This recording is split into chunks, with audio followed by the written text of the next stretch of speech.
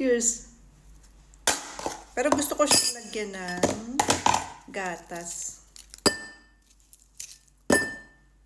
Ganito na muna lang.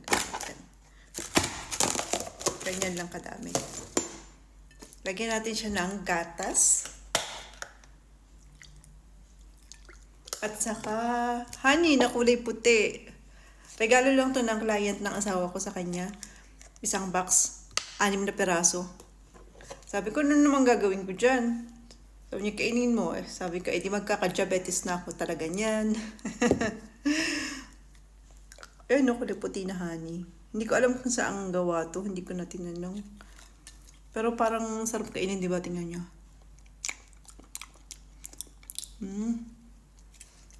Lasang honey siya.